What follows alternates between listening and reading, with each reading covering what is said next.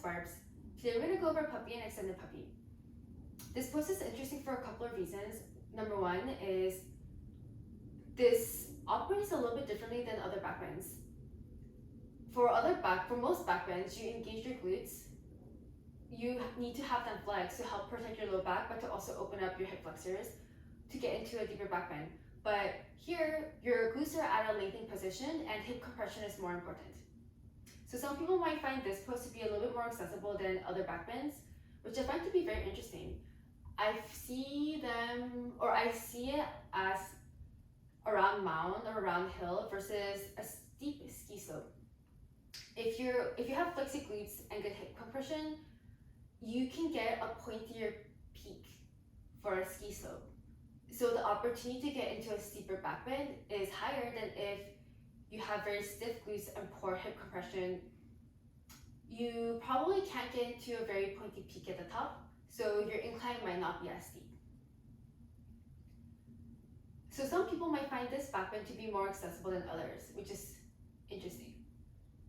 Number two, it sort of reminds me of Gudetama. So whenever I think about imagery that is sort of related to the pose I'm doing and take deep ujjayi breaths, it helps me get deeper into the pose, or it helps me with the alignment, but also helps the time pass by faster because I'm more in a relaxed state. Some priorities for this poses are one, mid back and low back flexibility, especially for extended puppy. It teaches, or you can use gravity to teach your body how to get deeper into a backbend by shifting the weight towards your thoracic spine. To unlock advanced backbends, this is important because if you end up dumping all the backbend pressure to your low back, you're probably going to injure it, which is not very good. Two, sort of implied and explained it earlier, your glutes and your hip flexors or your hip compression. And number three, chest opening. I feel like this is one of the secrets of backbending. A lot of people mostly focus on just your low back and mid back flexibility, but your chest also needs to be open. You have to have a stretchy or lengthened lats in order for you to open up your chest to help with distributing the weight more towards your thoracic spine. Some poses that can help.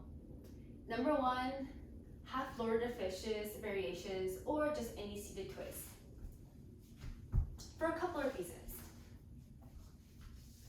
For this half Florida fishes variation, my right heel is by my left butt, and I'm crossing my left leg above. I can hug my knee towards my chest and come into a spinal twist, and this will work my glutes more, or I can take it deeper and hug my arm on my leg and grab from my opposite knee. For every inhale, I want to point the crown of my head towards the ceiling, and for every exhale, I want to squeeze my obliques really tight to get deeper. The reason why this is helpful is one, it helps with your glute flexibility and hip compression, and also internal rotation, which is important as well. But also, whenever you're doing spinal twists, they say it's like the juice cleanse of backbending because it helps reset your spine. But not only that, it works your obliques, which works to support and provide stability for your spine. So even if you're not practicing a backbend per se, if your spine feels more stable and supported, it increases the range of motion that it can possibly have. Even like, for example, even if you have the potential to get into deep backbend, if your spine doesn't think that it has the support, your brain won't allow it to get there. Like that's why when people die, they suddenly become super flexible because their nerves are not working. So they can twist their body in so many different ways. Morbid, but anywho, spinal twist and hip compression and glutes.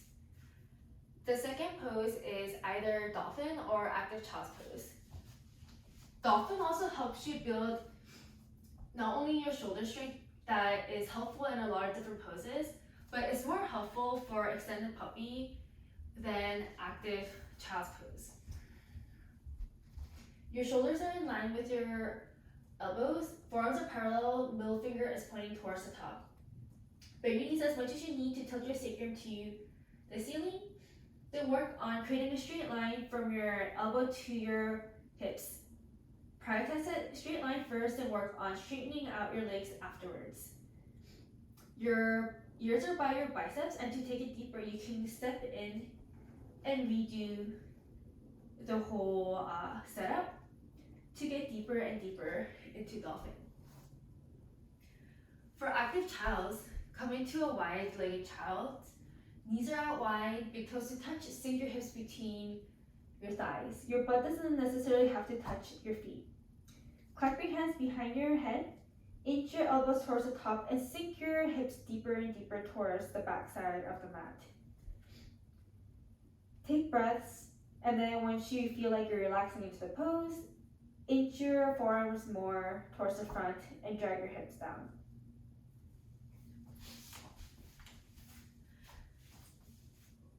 Sometimes taking the more passive version of a pose can help you get deep into some of the flexibility you want, because it helps your body relax and signal to your brain to it helps your body relax, so your brain signals to your body that it can increase the flexibility.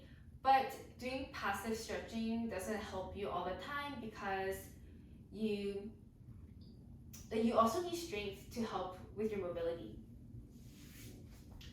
So even if both of them help open up your chest, dolphin, because it also builds strength, depending on where you are in the spectrum of how strong you are, it can be a better option, or active childs can be a better option.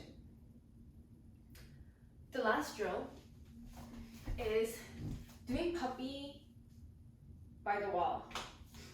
I actually prefer the wall more than some people do it by a chair or a desk, yoga blocks, whatever, but I find the wall to be more helpful because I can control the depth a lot easier. You want to start off with maybe like a leg apart, and then step in a bit, because you're coming into a back bend, so the distance has to be a little bit shorter than your legs. You can just work and experiment on what depth you want to go to. So the higher the hands, the less intensity you will feel. On your exhale, melt your chest to the wall and face the sky. After a couple breaths, if this is easy, bend your knees, then melt your chest towards the wall. If this is easy, you can I can bend as much as I want and redo it, or I can bend 1 milliliter at a time and do it.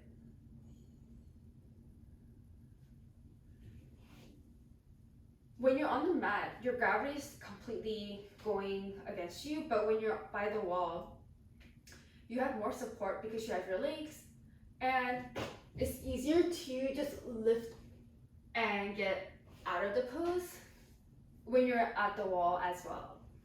So I just find this to be a really nice chest opening prep for a lot of things, not just puppy as well. To get into puppy, come to tabletop. Your hips are stacked on top of your knees. Then you walk your hands to the front.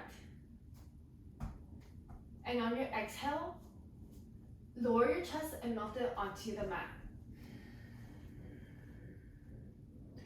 If your chest is really far from the ground, this is one of the instances where I feel like a yoga block is helpful, because you don't want to accidentally injure any part of your spine when it's not ready. And also because this is more of a passive pose, by having yoga blocks, it helps you relax into the pose, unlike other poses where it might be a crutch, you can really feel yourself get deeper into the pose and can notice a lot easier when you can actually take out their yoga block and come into the pose without it. Make sure that your forearms are parallel and your index Your middle finger is pointing towards the front. It's important to not have your knees out super wide to protect your low back as well. And to get into an extended puppy, you tuck your toes and lift your knees off the mat.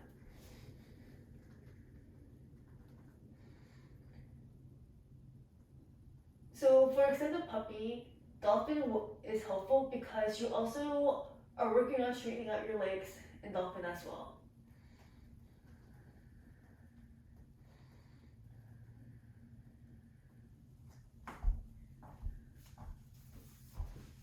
But hopefully you saw that once you get into an extended puppy, because you're elevating your hips by tucking your toes and straightening out your legs, it distributes the weight more towards your thoracic spine.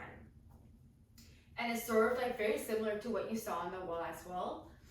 So if you're very afraid of coming into puppy or extended puppy, that's why I love using the wall. And no matter where you are in terms of the pose, the wall will be very, very helpful for you. I'm not a contortionist, so maybe it's not helpful for them, but regardless of where you are, chances are you can still use the wall to give you not only the flexibility to come into this pose, but also to give you the confidence to come into the pose as well. By any chance that if you find a pinching sensation in your shoulder or like a tingly sensation in your hands, you might be in it for too deep and you might be touching a nerve or pinching it in a way where it shouldn't be. So I would back off a bit and lessen the intensity and slowly work your way towards getting into either one of puppy or extended puppy on a deeper level. So again, mid back, low back flexibility is one of the priorities, then is your glutes, and 3 is chest opening / your lats.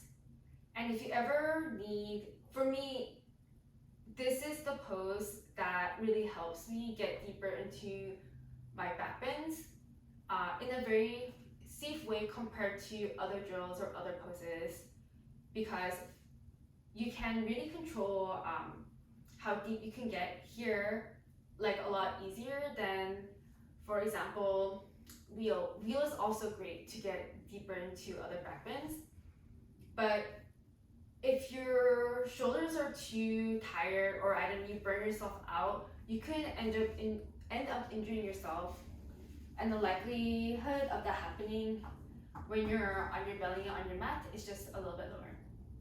Thank you for watching.